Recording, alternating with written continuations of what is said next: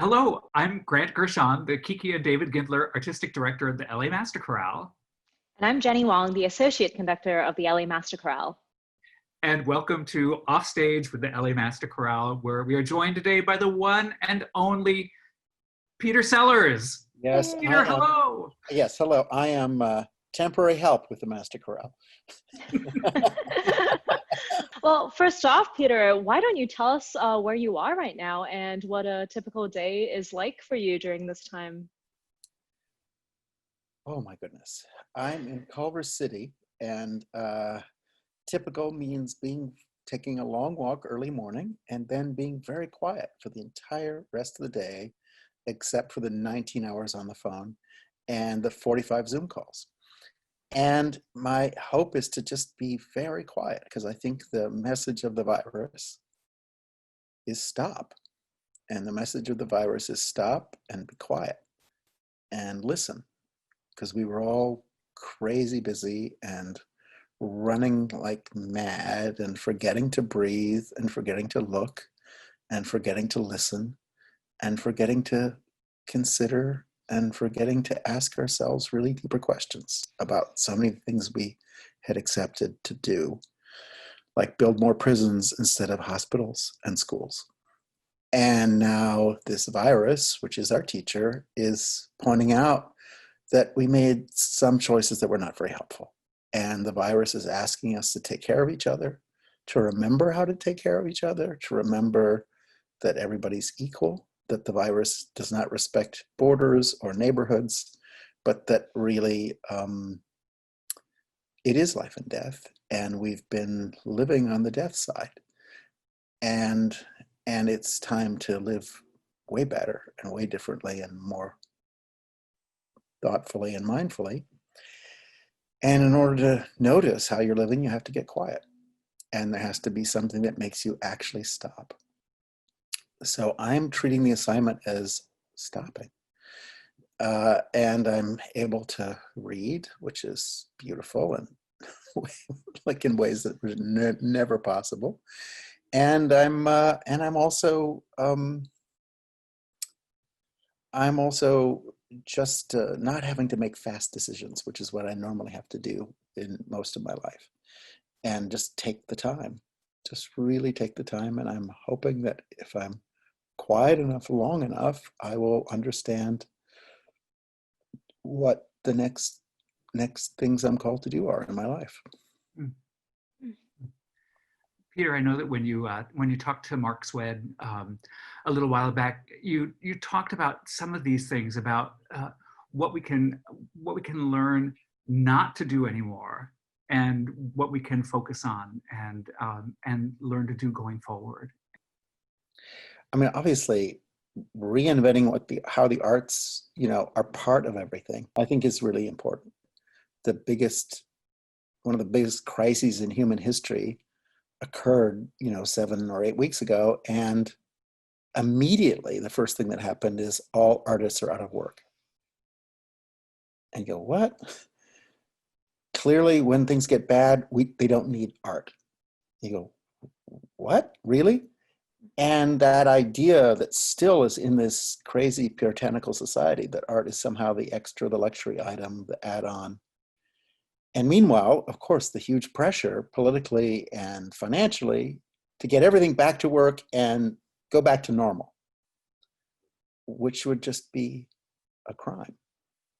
And because it would have been that all these people, thousands of people have died, and we learn nothing. And what does it mean to, just try and see what we're supposed to learn from this? And of course, the planet was trying to tell us all of this with the climate emergency, and we were just unable to get interested. And the virus moved in and was terrifying, and is terrifying, and says, no, this is serious. You guys really listen, because you're poisoning the planet in ways that aren't just bad for the trees and the birds and the fish, but for yourselves. And so that sense that we're living with a level of pollution that is really catastrophic, and also a level of disregard for fellow humans and for the planet that is unsustainable. And this idea of, creating more billionaires and everyone else being, that the billionaires are now, 8 times richer as of the last 2 months, and everyone else is, like millions of people are out of work and are desperate. And so we suddenly have, the virus has given us a fast forward to the society that we were setting up, which is the richest people on earth and everyone else just struggling to stay alive. So, the virus has been very impressive in terms of trying to really put these messages as clearly as possible. And I think probably artists are some of the only people who have the time and space to think about what it means to come back differently and what it means to reimagine so much of what we're doing. And then will the artists have the leadership to be heard and to set some priorities and set some goals and also figure out how we're going towards those things. And for me, I think, the arts are still on this luxury economy, where the add-on or the first thing you get rid of when times get tough. And that's our also failure to articulate what we're doing and do it in a way that people actually recognize that it's a core function of being human. And it's a core function of having anything called a society. And that a chorus, was invented so that actually we wouldn't be alone. And so that there could be a voice of a community. And so, we could heal not just in isolation, but together. And that sense of people listening to each other and caring for each other is so profound in a chorus. And not hearing choral music is pretty intense for this length of time, and also not having human society. And I think, in some ways we need to start from scratch.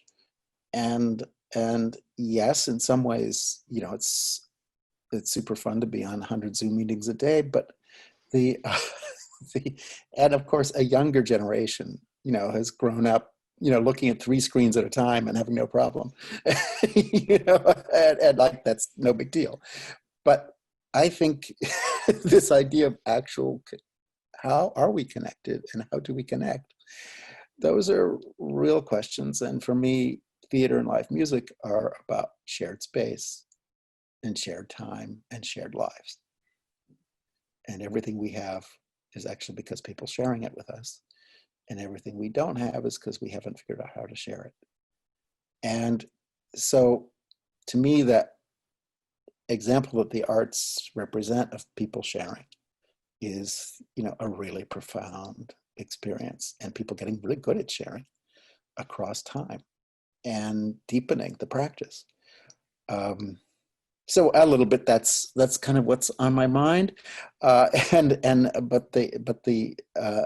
may be influenced by looking at you two, but I'm very I want to really make a completely new economy where the arts demonstrate their utility. And for me, the arts are not about art; they're about making everything else work.